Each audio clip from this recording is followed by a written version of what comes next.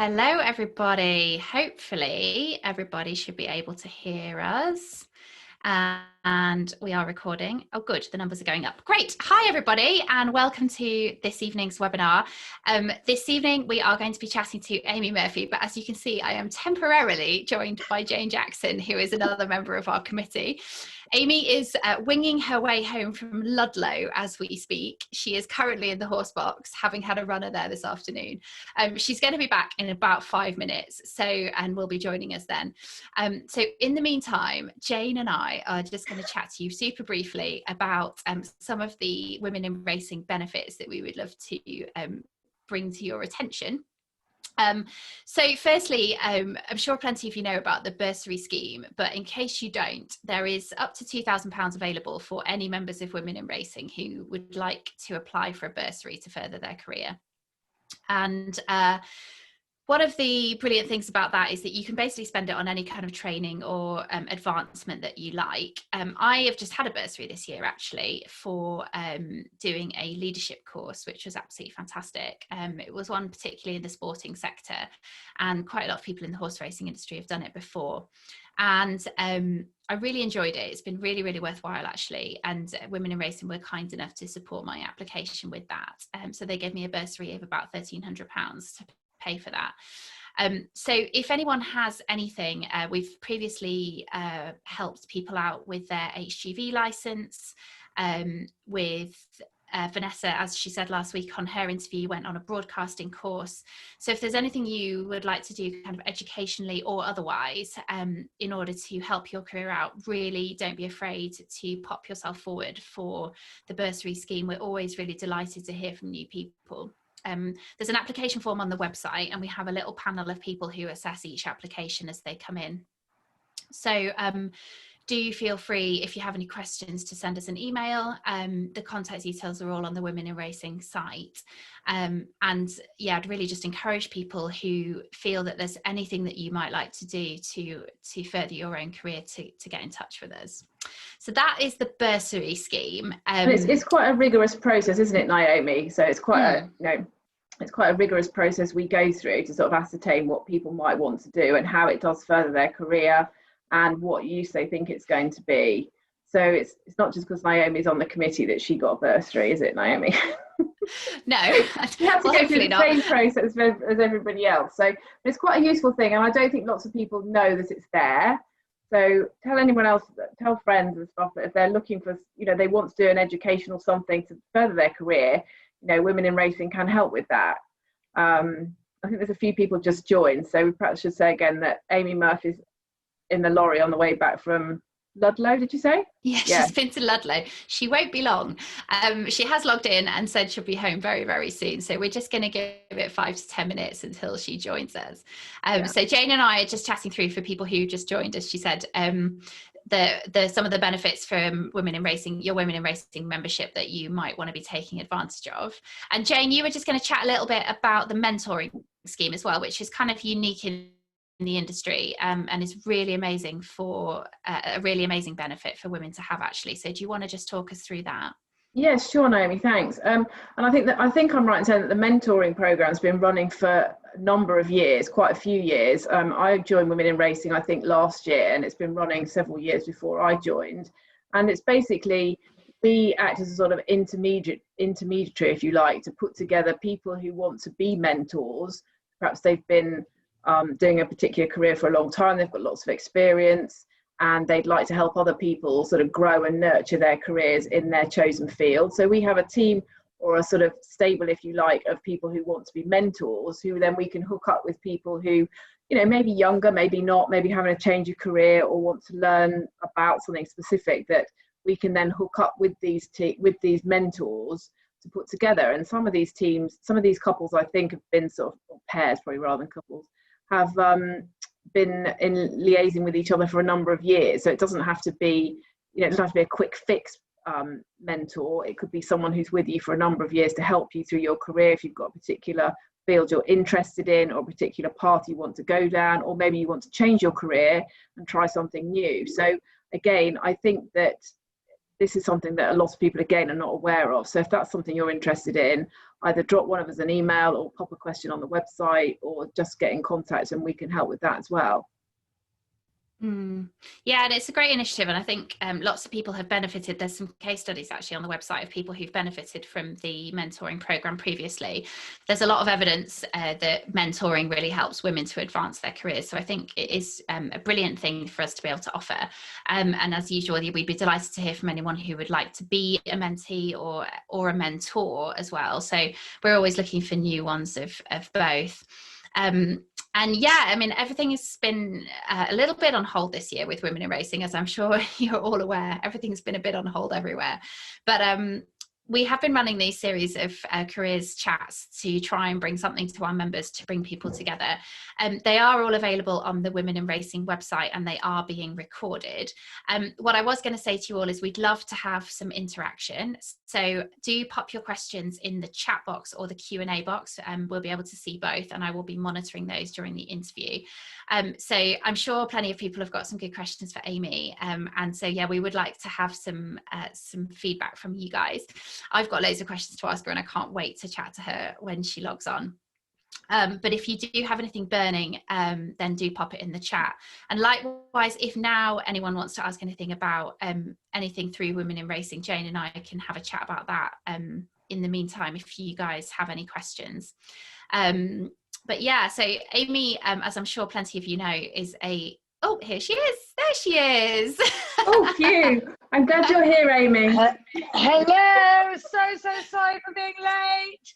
Oh my gosh, don't even apologise. You are fine. It's all good. We're just delighted to have you. So I was literally just giving you a little introduction, actually, in your absence. So here she is. So yeah, I was just saying, I'm sure everyone is aware that Amy is a fabulous young dual purpose trainer. She is grade 1 winning over jumps and has had some really brilliant horses on the flat this season as well. She served her apprenticeship with 3 real heavyweights of the industry before branching out on her own, which was Tom Dascombe, Gay Waterhouse and Luca Kamani. And I'm sure you'll all agree that that is quite a selection of people to spend your time with. And she's joining us this evening to chat to her about her career. And I was just going to start by asking you, Ames, you grew up on a stud, and so you've been involved with horses all your life. At what point was it that you knew that you wanted to pursue training as a career as opposed to doing something else in horses, assuming that you always wanted to do something horsey, I suppose? Yeah, very much so. So like I said, I was lucky enough to be brought up on my father's predominantly national hunt stud, and sort of from a very early age always adored horses, very ponies. Quickly realized I wasn't going to be the physique to be a jockey, and liked food too much, but also really enjoyed the science sort of side of it behind the training. And there's much more to it, and whereas a jockey just sort of sits on a horse for half an hour or whatever it be, I didn't want to not have the interaction with the horse, so very much was always geared towards wanting to train from probably as early as sort of 15, 16, and then it was all about going out there and getting the experience in order to do it, and seeing as many different techniques and ways, and because no two trainers train in the same way. They don't have the same methods, so you can learn something from everybody. So even when I was sort of at college, it was to try and ride out for as many people as I could, and get myself sort of around, should we say, and then just try and pick up as much as I could. Yeah, definitely. And you started off with Nicky Henderson. How was that as a starting point when you were 15, 16 when you went to him? How was that as your kind of first work rider posting?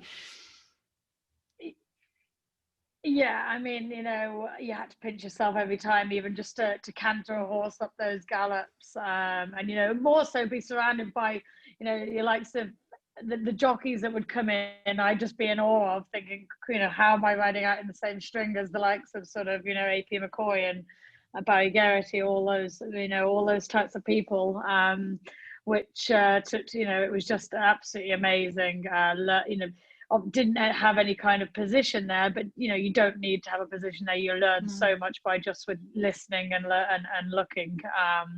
you know, it's all about having your eyes open and seeing everything that you can possibly see. And you, obviously a yard of that size and churning out that many winners and that many horses, you get to see so many aspects of, you know, whereas with a string of my size, you might see one particular type of thing once a year. A string of that size, it's happening once a month, you know. So in every different aspect, whether it be sort of, you know, learning about injuries and how to prevent them and cure them, or whether it be about, you know, how you deal with horses that need more training than others. You know, you just see, obviously on that sort of a scale, you see those sort of things so much more than you do in a smaller yard of our size.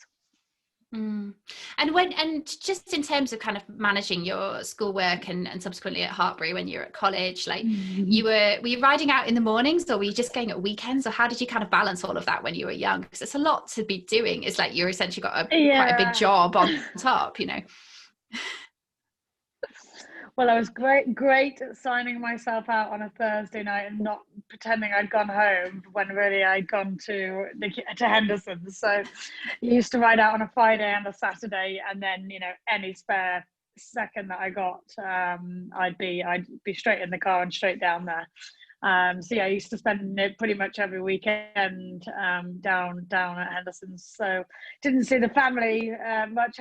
They sort of came to visit me in the middle of the week. So, but no, so they're my biggest supporters now. So it was, but yeah, time management was it probably taught me. Well, here I am, being late turning up to the webinar, but.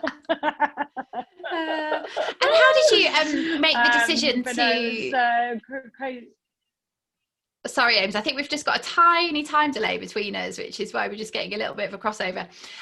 How did you make the decision then to go into doing flat training as well? And obviously when you went to Tom's and then to Gaze, you're very much concentrating on the flat side of things. Having grown up in a national hunt background, how did you kind of make that transition and make that decision? Well, I think it was always going to be a hard one, and I actually love being a dual purpose trainer. I wouldn't change it for the world. You know, people say, will you go one way or the other? I would love to be 50-50 as much as, you know, as possible, and I think, but the flat is just so much more commercial for me than, you know, sort of the jumping is very much my hobby, and I love jump racing more than anything in the world. And sort of, if I had the choice of, if I had two meetings on the day and one was a flat meeting, one was a jump meeting, you know, I'd probably be sooner going to the jump meeting. But that doesn't change the fact that I you know, I love the flat as well. But I think it is just a simple fact of the, you know, the flat is so much more commercial, whether it be buying and selling a horse, and, you know, or a maiden winner, and being able to sell it on abroad. And actually, you know, I've used that sort of tool as being, you know, how we balanced the books over the last few years. You know, selling one maiden winner off the flat well each year, you know, really helps be able to do the improvements in the yard and everything like that. So whereas you don't tend to get that as much over jumps. That's really interesting, Amy, actually. And just in terms of the bloodstock side of things, obviously on the flat, you're going to the sales, you're purchasing. How did you learn all of that? And what are you particularly looking for when you're looking in those yearlings for something that might, for example, go for a maiden and be really helpful in terms of the finances of running the yard? Yeah, definitely. I think we have to be very careful these days not to get sucked into the speed side of things and just buying 2-year-olds. And, you know, there is so much value to be had. Sorry, are you there? Yeah. There's so much value to be had with those sort of middle distance pedigrees as well. Oh God, sorry, are you there? Yeah. Can you hear me? Yeah, so my phone keeps freezing. And I think, you know, I like to have a balance of both worlds. Sort of, you know, at the minute we've got half a dozen yearlings, and they'd be, you know, we'd have a couple of early horses, and then, you know, a couple will come through a bit later, sort of mid-season horses. So for me, it's about getting a bit of everything, not just having, you know, because you need something to carry through the whole season. So, for example, we've still got a couple of unraced backward 2-year-olds now that will have one run before the end of the year, and there are sort of, you know, horses for next year. So it's about about sort of covering every level, rather than just having your sprinters that come this time of their 2-year-old year, you know, they're sort of coming to the end of their tether. So it's about sort of having something to carry you through, and something to look, you know, something that's going to train on, as well as a 3-year-old. Mm. And as a trainer, when you're looking at young stock, how much are you placing on the pedigree versus what you see in front of you? So I would, you know, in terms of me, it's normally budget, and it's what I can afford. You know, I'd love to be at book one this week, spending fortunes, but we simply, you know, it's not possible for us. So in that sense, I more have to allow probably a fault in the physical, i.e., you know, conformation. I can't probably afford the perfect horse on pedigree and conformation. So I know what faults I think I can train, and allow those. But we've been very lucky, and you know, Happy Odyssey, for example, we bought you know, her for 14,000 as the breeze ups, and she won a listed race in a 2-year-old year for us. And yeah, we've had, you know, we never really spend more than 20,000 on a horse. I think the most I've probably spent is 30,000 on one or two, but you know, we would be sub 20,000, whether it be horse in training and yearlings. And touch wood, you know, so far it's worked for us. But you know, we would, of course, we would love to get a bit more quality, but you know, those days hopefully will come very soon. Definitely. Well, I guess you have to bear in mind, you know, I didn't really touch in the introduction that when you started training, you were the youngest trainer in Britain. I'm not sure if you still are, Ames, but you know, you're only 28, and it's still very early in your career, and actually the success that you've achieved, given how young you are, is absolutely amazing. And when you went to Tom's, you were still very young at that stage. How did you kind of go about proving yourself to get the responsibility that you were given, first as a barn leader and then as a pupil? So what sort of advice would you have about people going in at that kind of age? Yeah, massively. I completely, you know, it was a big leap of faith for Tom to sort of give me the position he gave me at such a young age. But you know, and I see it with a particular girl that I've got working for me now. It's all about just working, so you know, as hard as you possibly can, and everybody that puts the effort in and the work in will get a chance along the way. You know, and as people will, you might not think you're being noticed, but I promise you will be being noticed. I see it day in, day out with people here working for me. I think, you know, where could I give that person a chance next, because they've really worked and deserve it. And I think, you know, I was very lucky in that sense with Tom. And obviously, you know, being in that sort of a position was not easy, because I had sort of, you know, I was managing sort of people in my barn, for example, that were much older than me, you know, some were double my age. But it was about getting, you know, as with every business, you know, it's about getting people on side. So yeah, I think, you know, work hard is my main motto. And did you have anyone that kind of mentored you in that leadership path? Because actually, when you are that young, managing people that are much older than you, like you say, whatever business you're in, whether you're in the kind of sharp end of racing or business in the city, it's really difficult managing people that are older than you. Did you get any help with that, or how did you go about kind of honing your own style of leadership, I guess, Ames? Yeah, I think I did have, you know, his assistant trainer and his head lad were both very much, you know, on my side, which I think is always a massive help in any business. But, you know, and I find even now training, you know, I very rarely would I shout and scream anywhere. But, you know, I find it's about having a team on your side. And I always think that somebody will do so much more for you if asked in a nice way, and you know, if they feel part of the team and why they're doing that to get a result, is, you know, rather than somebody screaming and shouting down the yard an order at somebody. I think that just doesn't work for me, and that's not how I would like to be managed. And I think that's how what you always have to bring it back to is, when you're saying something to somebody, is that how you'd like to be spoken to? Is how I try to remember it. I mean, don't get me wrong, sometimes in a stressful situation everybody has a crossword, but it's forgotten about, you know, 5 minutes later and we move on. But yeah, I think it's, you know, it's about making everybody feel part of the team, and everybody wants to then strive for better and make the team as good as they can be. Mm.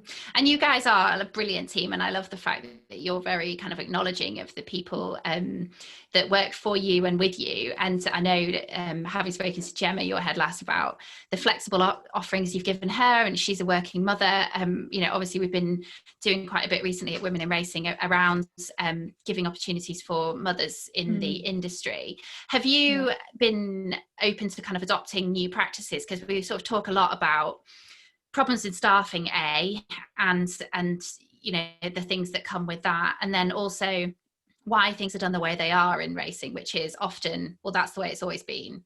What's your kind of opinion on shaking up working practices and all that sort of thing, Ames?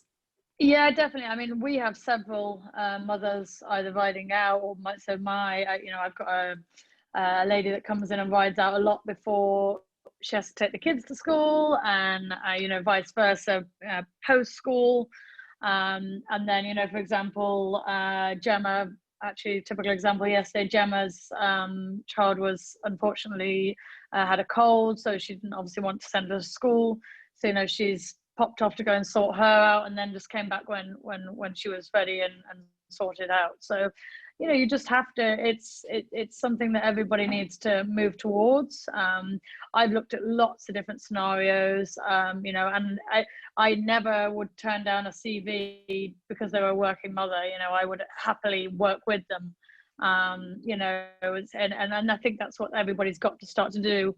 For example, one of my traveling ladies she drives the lorry, and I will regularly go racing for her on a Sunday because I know she's got to look after the children and things like that. So it's just about working together and coming up with a plan that works for employee and employer. And I think more people need to, because it's for example, the lady that rides out for me, pre-taking her child to school, which is fantastic. She can ride anything in the yard, and if I potentially didn't have that option, then that loses me a quality rider. So you just have to sort of be open to work alongside them and work together. Definitely. And I love that ethos, Amy, of that kind of collaborative understanding that comes from being in a position where you kind of say, I'm not going to turn anyone away, and you want to work with everybody, which is really great. The other thing I just wanted to chat to you about is, I think, is such a point of difference for you over other trainers, and I think it comes from being a bit of a new generation, is about owners. And I love how you are like super inclusive with your owners. There's a few of Amy's owners on this call. I can't. We better be nice, Ames.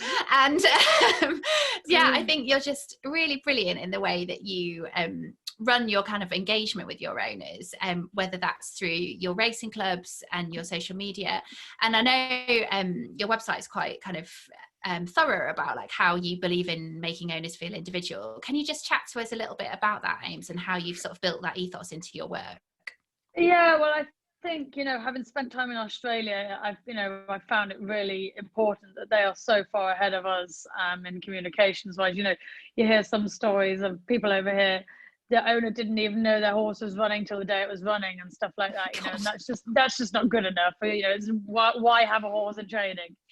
So I think, I tried to, that when I set up training, it was I wanted everybody to, again, to feel part of the team, and whether it's one owner having a winner, they're all sort of part of it, and whether we have WhatsApp groups, we use MailChimp a lot for sort of entry and declaration alerts, video reports, and each individual owner is different. Some want to talk once a week, some will literally just say to me, just let me know when he or she is fit. Somebody's a very busy businessman or woman, and sometimes I say, look, I won't bother you, but I'm always on the phone if you want me. So so it's having that, again, working with what works for each individual owner. And some owners I'd WhatsApp most days, some owners weekly, some monthly, and some literally just to say your horse is fit, it's ready to run. It's all about what each individual owner is looking for. And I think more so with sort of lockdown and everything like that, we really had to up our game, because at the end of the day, you know, why is somebody going to keep a horse in training when they, you know, it's for the experience, and you've got to be giving people an experience, and we've hopefully, as best to the ability that we can do with the current sort of situation, we've tried to make everybody, you know, whether it be with when we were in lockdown and we weren't racing, with updates of what was happening behind the scenes with the BHA and where we were going, and when we were likely to be back racing, right through to, you know, now trying to help syndicates be able to get as many people into the race course as possible and things like that. You know, we all appreciate that race courses and the BHA have got restrictions to stay to, but you know, it's just about everybody trying to work together to keep as many people in the sport as we can do through a time like this, because you know, we have to remember racehorses are a luxury item, and we want to try and save as many people as we can through this. Definitely. And why do you think we are so far behind Australia on that sort of thing? Because I know from having worked out there and been out there last year, like syndicates are massive, aren't they? And the size of their syndicates is huge. Why do you think we are lagging behind so much in this country?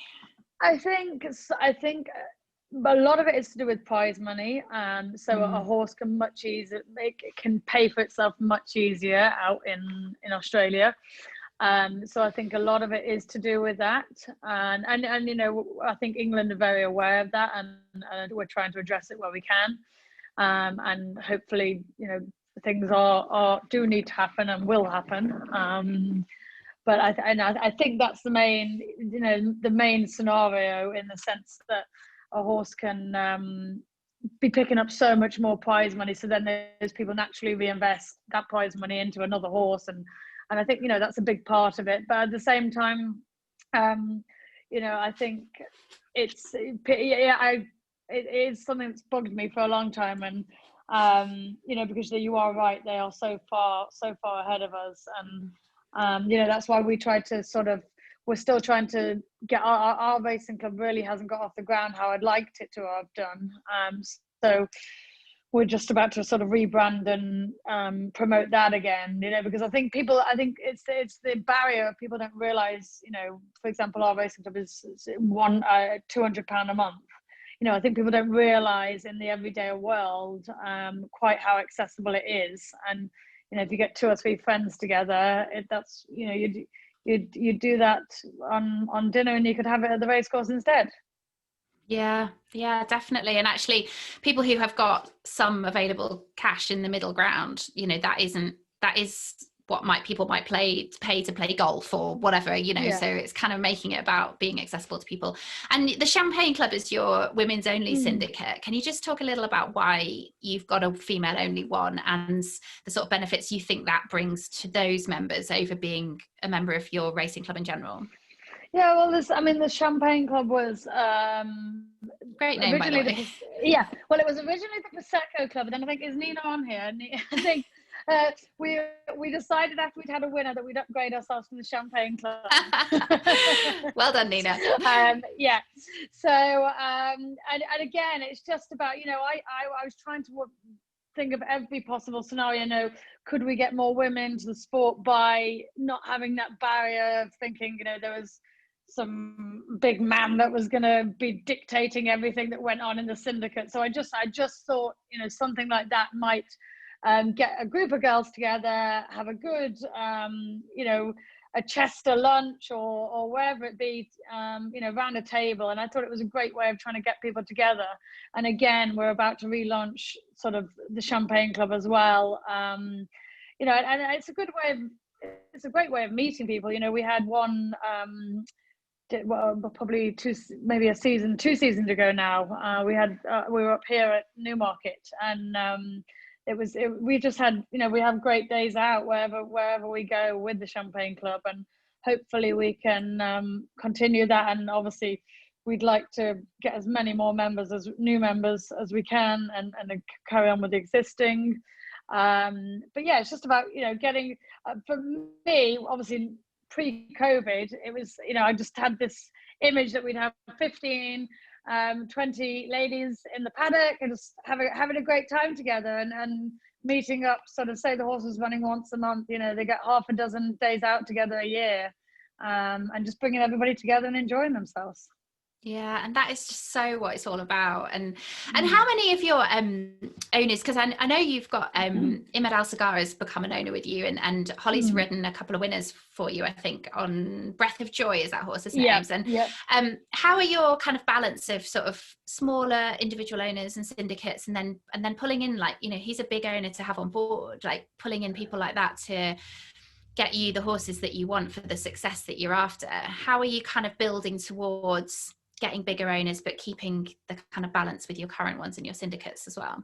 Yeah, definitely. I think we are. I was actually, funnily enough, we're having this conversation the other day, because I always said I would never like to be in the position whereby if I lost an owner overnight, I would have to lay staff off, God forbid, or anything like that. But we are in a really, really fortunate position that we have so many different types of owners, whether it be sole owners, 50%, and we've also kind of found that you know, we often get somebody's had a horse, and then they'll go in with people they've met within the yard, and the next year, you know, they'll share a horse, which is great, you know, because it means that the yard atmosphere is working, and putting people together is working, and then, you know, that's the whole idea, that one day there might be a racing club member, the next year they might have a leg in that horse or a different horse, and it's just about being able to cater for each and everybody's individual needs. And then obviously, yeah, like you say,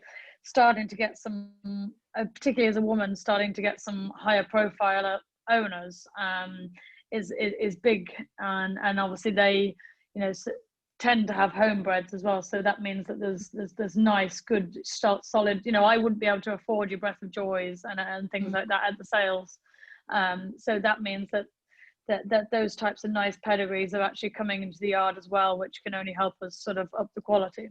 Definitely. And you just mentioned being a woman there, like, what has been the reception to partly your age and partly your gender as well, Ames? Have you encountered any pushback on that, or have you found it that people have just taken you at face value? I think you will always get some of it, and you know, that is not just in racing, I think in every walk of life, but I think as soon as they realize that it doesn't offend you, it doesn't bother you, which it certainly doesn't me. It almost makes me want to prove myself more. And now you wouldn't, you know, I wouldn't know any different. But yeah, certainly for those first couple of years, it was, you know, I just felt like I had to prove myself, which of course it's a results game. Of course you have to do that. But I think, yeah, so I don't feel it anywhere near as much as I did in the first first 18 months, 2 years. And I think, you know, it's partly the press sort of, you know, make it more than it is, which doesn't help. But well, I suppose it depends which way you look at it. But now I would not feel any different to whoever. Don't get me wrong, of course, I still go into a paddock with my idols. You know, if I go into a paddock of flat trainers, jump trainers, whatever it be, and you still have to pinch yourself to think you still have, you know, I look down a card, and if I've got a runner in the same race as John Gosden on the flat, or Paul Nicholls, Henderson, I still have to pinch myself to think, you know, I really am competing against those people. But and you have proven your ability to be there, I have to say. You know, you don't win a grade 1 without having some degree of talent and really hard work, Ames. So you can hold your head up so high, because you have every right to be amongst those people, my love. And a very good team. But yeah. And a very good team. Just a quick reminder to people, if you've got any questions for Amy, do pop them in the Q&A. I've had one come in already, which is, can you ask Amy if she buys her own horses, or does she use a particular agent? So actually, when we were pausing before, that was who was trying to call me. There you go. Yeah. So Matt Coleman is who I've used, who's part of Stroud Coleman Bloodstock. He is who I've used from day one, and will obviously continue. I have a great relationship with him. I use Matt mainly because I trust him, and I need somebody that is gonna, you know, obviously with my budget, I'm not necessarily attractive for some of the big bloodstock agents, but I found with Matt from day one, that he gave me every chance to buy every horse that he got offered to him, for example. And I think for me that was massive, and he's been brilliant to me in terms of bringing in owners into the yard. And also he buys national and flat. Not every agent does that, so from that was another big tick for me. And yeah, he helps, you know, whether it be, and you know, race planning. He's just brilliant. He's just a great solid person to have on the phone. Well, you know, whether it be the racing side or the bloodstock side, and I would highly recommend him to anybody. That's really good, Ames. And quick couple of other ones coming in. Hi, Amy. Can people from outside the UK also become member of your clubs, especially with regard to upcoming Brexit? I know you've said previously in interviews that you're concerned about transport of horses with Brexit. How does that apply with regard to your racing clubs? Yes, anybody can become a member. We just email the office or go onto my website. We've had a lady from Kuwait and a lady from Qatar in the Champagne Club. So yeah, anywhere you like. We're very lovely to see you. The wider the better. Yeah. And how have you adjusted your plans due to COVID, and have you felt the support from the industry to keep going as a trainer? This person says, I know that some trainers have had to stop. So how is all of that going for you? Obviously prize money is a big deal at the moment. Yes, massive. But I think, you know, at the end of the day, we're running a business. And I think every business in, you know, well, I'm sure 99% of businesses in this sort of, you know, what we're going through at the moment are going to feel the pinch, and it's about, you know, trying to get through it and trying to survive it and coming out the other end. You know, it's and then obviously we're very fortunate in the sense that as of yet we haven't had to make any changes in terms of staff. And we've been well supported throughout by our owners.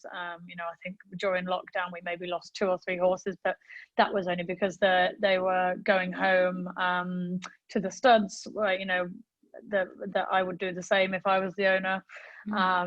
And I think you know, we've just got to push through this barrier. We've got to keep promoting racing. We have got to, yeah, you know, things like prize money in order to keep people in the sport and not lose them to, you know, France or wherever it be. We've got to. That's why I've been pushing massively to get owners back to a normal race day experience as much as possible. You know, there's for me, there's no reason that people can't go into the parade ring. I can't understand it. You know, we're outside. We can still socially distance. I appreciate, you know, we can't go and bring a syndicate of 20 people into the paddock, but you know, I think we can definitely get back to being able to allow the owners the interaction that they deserve with their trainer and their jockey, rather than as face value. At the minute we're doing it over a fence, or you know, most people also aren't choosing not to go racing because it's not the experience that they used to or looking for. So, you know, a lot of it at the minute is over the phone. And yeah, I think in terms of industry support, I think as with everything, you know, things could have been done better. Lessons will have been learned, and I think we're still learning lessons as we're going along. You know, but and hopefully we can all build on it together and come out the other end. Yeah, definitely.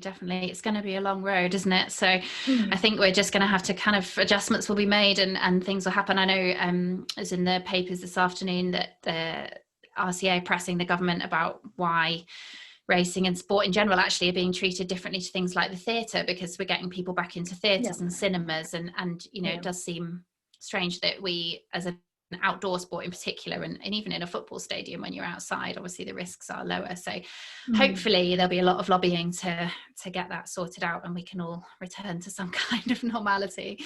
And Tallulah has asked you, what are your top stable picks for the upcoming National Hunt season? I was going to talk a little bit about your stable stars coming up, but kick off with who are your stars for this season?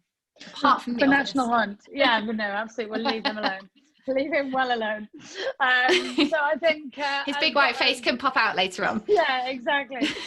I have got, obviously we've got a very nice duel. We've actually currently got the highest rated juvenile in the country, which is great. So we've got a 3-year-old called Soldier on Parade, who's done remarkably well. Back-to-back wins, that one, isn't it? Yeah, absolutely. He's won the class 2 10 days ago, 2 weeks ago, whatever it was, at Newmarket Raisin. So he'll be stepping up in class next time out and going for a much fancier race, which is exciting. And he's owned by a syndicate, so everybody can find a nice horse at all levels. Marlborough Sounds, I think there's still a lot of untapped potential with him. He won. We were sort of giving him a prep run on the flat, which he won nicely at Kempton. He's possibly going to have one more run on the flat at Goodwood on Sunday, and then he'll switch to hurdling. I think he's a proper sort of Saturday horse. And then, to be honest, we've got Mercy and Knight to go novice chasing. We've got a lot of young horses. Sort of half a dozen bumper horses, and then sort of novice hurdlers and chasers. So it'd be an exciting season, and come this time next year, hopefully we will have unearthed a few nice horses. I think another forgotten one who's I think is very well handicapped is Logan Rocks. He'll probably stay hurdling for this season now. I mean, Market Raisin has been good to you as a track this summer, Ames, hasn't it? Like, you've had, obviously, Angel's Whisper as well was a grade 3 winner there earlier in the summer. Really super, sorry, yeah. Are there particular tracks that you love or enjoy, like, or find that you have more success at, or is that just a bit of a coincidence? No, you are absolutely 110% right. Well, I think a lot of it is in my head. So, for example, I have sent some really nice, well, not really nice horses, but I've sent some what I think shouldn't get beat horses to Wolverhampton over the years, and still to this day have not had a winner at Wolverhampton. I've been beaten, I would say I've been beaten in a range of 15 photo finishes at Wolverhampton. So as far as I'm concerned, that's my cursed track. But then equally, yeah, you get other tracks that, you're really lucky at, you then want to go back to them. Plumpton on Market Raisin. We've got some, I love Fakenham down the road here. Great country, brilliant track. There's plenty. You will always naturally, the day that you're planning racing for, you'd look extra hard at those tracks that you do well at, trying to check that you're not missing a race or something. Yeah. And I was just going to touch briefly on, I was standing with you actually at Cheltenham when, unfortunately, in the Arkle, and I just remember this look of exquisite agony on your face at the point at which that happened. And I was just going to ask you, like, how do you deal with the ups and downs, like on a personal level for you? Because obviously the good days are amazing, but the bad days are heartbreaking, and for whatever reason that might be. And how do you kind of keep going and push yourself on? Like, is that something you've kind of worked on over the years, or do you find it easy to be naturally positive and forward looking? Yeah, I think it's the same for any person in competitive sport. Naturally you have really good days, and naturally you have really bad days, and particularly mentally, it's about trying to, I always find that I try not to beat myself up about it too much. I'll be that half an hour afterwards, I'll analyze it. Why has that happened? How are we going to change it next time? How do we make it better? And then you really have to try and move on, because otherwise you just don't sleep at night. You're simply sitting there, something's got beat, and you're tapping your brain for every godforsaken hour trying to work out, where could I have found that length, or did I leave that horse and gallop short, or have I done too much with it? And I did do that for my first couple of years. I would, you drive yourself insane to the point, particularly if you're in a quiet spell, what you would think people probably, you're going, oh God, I haven't had a winner for 3 weeks or 2 weeks or whatever. but actually people probably haven't even noticed. You're only winding yourself up, and that's so you sort of, I think you get better as you go on with more experience. Now I try and analyze things, and move on to the next day, because you have to, because just because you've put the phone down on a disappointed owner, you can have an owner ringing you half an hour later that's filled with excitement, so you just have to keep moving forward and moving on. And don't get me wrong, of course you're trying to rectify how you make that horse perform better next time, or how for example, I've had a horse run at Ludlow today. He jumped appallingly, and I hate any of my horses to jump badly, so he will come home, he'll have intense schooling, because I know I want him to go back to the next. I want to be known as somebody that has great jumpers, and touch wood, 9 times out of 10 we do. So it's about coming home, he's a young horse, we'll work on his jumping, we'll get his technique better, and I bet next time out he barely makes a mistake. But so it's just about coming home, assessing how you can help, and then move on. And are you employing kind of a lot of schooling techniques at home in the arena, as well as using schooling fences? Like, do you do quite a bit of dressage and there's more show jumping style with your horses as well? Yeah, so even all my flat horses, everything gets ridden in an outline every day. I wouldn't employ somebody that couldn't ride a horse in an outline. It's as simple as that. Because for me, their back muscles and their neck muscles and everything over the top line is how I like my horses to look. My horses are often 15-pound heavier in the paddock than anybody, and I think, oh God, they're too fat. But actually, no, they just look well. They're well muscled, and I think it's as much about riding a horse forward into a contact as it is. I don't pay somebody to sit on top of a horse and do nothing. I pay them to ride them how they should be ridden. And yeah, for example, horse that horse today, he'll go back into the school and we'll do loads of pole work with him and grid work with him, and just get him snapping his feet up and get him, because all he's done today is he's gone around not thinking for himself. So he'll go next time out, and he'll be much more streetwise. I love that, and I love that idea of using poles and grids as well, which actually leads nicely on to the next question, which is, are you using any kind of special therapies in order to keep your horses fit, such as physiotherapy, sports massage, aquatherapy, etc.? I know you've got a swimming pool coming at Southgate, and I was going to touch on expansions at your yard, but we'll move on to that in a second. So go for the first one. Yeah, so we have a physio and a chiropractor. I'm a great believer in, when any of other, well, not that I go to the gym very often, but if you've overdone it, you need something to just release you. And I firmly believe that the horses must feel that way as well. And you can see it in them. For example, we've taken all of the jumpers. They went for the sort of most strenuous workout they would have had so far this season. This morning they went for 1.6 miles up the grass. Now, a couple of those will pull out a bit sore in the morning, but not sore because they're lame or injured, sore because they're muscle sore. It's the most they've been asked to do yet, and we're stepping them up. So, we have a TheraPlate, which is like a vibrating floor, and, those scrap sort of horses that, the arthritic horses that are a bit older and sometimes just need loosening off. We have massage pads, we've got an equisage, and we have, people doing that sort of full time. We'd have, get as many massaged as we could every day, and then the physio comes in once or twice a week. That's brilliant. Those TheraPlates are amazing, aren't they? When you stand on them, they make your whole body shake. Literally. And I've really, unfortunately it was broken for a while, but since it's been back, you actually forget how useful they are. I've really tried, some of particularly those old arthritic horses, and it's like an old arthritic person. They just need, there's nothing wrong with them, they just need loosening off. And putting them on there for half an hour a day just really does make a difference. It helps them.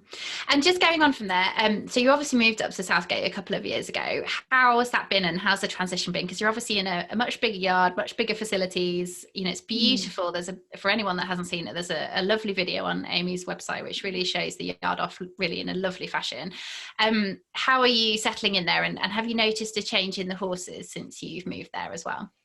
Yeah, I think the horses are very, very relaxed here. That's the one thing I notice, sort of on what we call our side of town. you barely know you're in Newmarket. You go over to the Warren Hill and it's the hustle and bustle, and obviously that's great. That works for people, and it's a multiple champions have been trained off that side of town. But for me, I prefer this side of town, and even if somebody offered me a yard on the other side of town, I wouldn't go there, because I like the horses relax so much better here. And it's been a very, touch wood, obviously we're still in our early days here, but it's been a healthy yard, and healthy, happy horses win races. There's still plenty. We'd all love to have money bags. There's plenty of refurbishment I would still like to do, plenty of things I would like to change. But again, it's about, I am on a budget, and we're still getting the business sort of off the ground. So as and when those, figures allow us to invest more money into the yard, then that's the first thing we do. Mm-hmm. And someone else has asked, speaking of budgets, are you off to the sales, and will you be aiming to purchase anything, Amy? Yeah, so I went window shopping at Book One yesterday, but certainly couldn't afford anything at what is our, the creme de la creme basically is going through as we speak this week. So, but as it's lovely to go and look there, isn't it? Yeah, of course it is. Here's what you could have. Doesn't mean we won't be in a photo finish. It's also here's what you will be having in a few years. So, yeah, exactly. But no, we'll definitely be buying. Particularly, sort of, this is what our sales season now. So this is a really, really busy time of year, and you need to be, every trainer needs to restock for next season, because naturally you'll have horses that have retired or gone to find another job. We rehome a lot of horses. Anything that isn't good enough or isn't, for injury wise, we're big on rehoming. I'm very proud to say that we've never had to lose a horse through not finding a second job after its career is finished, and we keep in contact with them all, so that's great. But in terms of losing horses, and this is the time of year where you start to retire them, or we've got, this year we've got sort of 4 going off to be brood mares, so that's 4 horses that were here this year that won't be here next year. So you've got to restock and get new blood into the yard, and that's obviously what we're doing over the next sort of 6 weeks to 2 months. So we'll buy yearlings, but we'll also buy horses in training as well. And then, it's about trying to find something that you might be able to do. For example, for me, I might buy a couple off the flat that'll go hurdling, or obviously we're watching racing every day, and you might, follow a horse and think, I'm not sure that's running over the right trip. So you wait for it to come into a sale and try and buy it and do what you personally think it should have been doing, and that's and it doesn't always work. Sometimes it works great. That's the fun and games of racing. Yeah, definitely. And what are you most excited about over the next few months, like coming up? Have you got flat horses in the offing? Is it the excitement of breaking yearlings in and seeing what you've got coming, or is it bringing your national hunt horses back in? Like, what's your kind of like gets you up in the morning really excited? Definitely. I mean, the buzz at the minute is great. The yearlings all been broken in. We're hoping there's a star in amongst them. We've got some nice 2-year-olds in Urban War and Emotional Moment that will be here for next year. And yeah, the national hunt horses, obviously, we're just as Newmarket's starting to dwindle down, we're revved and ready to go. So, and I think that's part of it. I'm not very good at sitting down and doing nothing, so I couldn't bear the thought of, like, this is the end of the season, so it's great for me in the sense that just as one season's coming to an end, another's starting. And I can't even sit down on a Sunday afternoon for very long. So because I don't know what to do with myself. So I need something to keep going. Yeah, definitely. It is. I love this time of year, actually. It feels like there's kind of like that excitement about upcoming national hunt, and there's excitement about new babies coming in, and it's just a brilliant time of year, this, isn't it? And just finally, Ames, I was just going to ask you, you've got a couple of runners over the next few days. We've got a runner at Chelmsford tomorrow and one at Kempton on Friday. Have you got any or anything at the weekend tips wise for anyone that might be watching? Yeah, I'd leave the ones this week. They'll probably It's both very go and win honest now. of you. Yeah. You will all come to know very quickly, trainers are the worst tipsters in the world. Whenever I say something's a certainty, it finds a way to get itself beat. But yeah, no, we've got some nice horses to run at the weekend. Both Marlborough Sounds and Urban War are in at the weekend, and as long as we don't get too much more rain, they will hopefully go to Goodwood. They're both last time out winners, and I think they've still got a bit in the locker. Super. Well, thank you very much. I shall see you at Chelmsford tomorrow. And yeah, if anyone else has any more questions in the meantime, do feel free to pop them to us on social media. This, as I said at the very beginning, is being recorded. It'll be available on the Women in Racing website, as are our previous interviews with Vanessa Cashmore and Anna-Marie Phelps. We've got a few more coming up over the next few weeks. Do feel free to get in touch with us. Share this about with anyone that couldn't make it this evening. We would love for as many people to see it as possible, because Amy is a fabulous interviewee with loads of insights about training.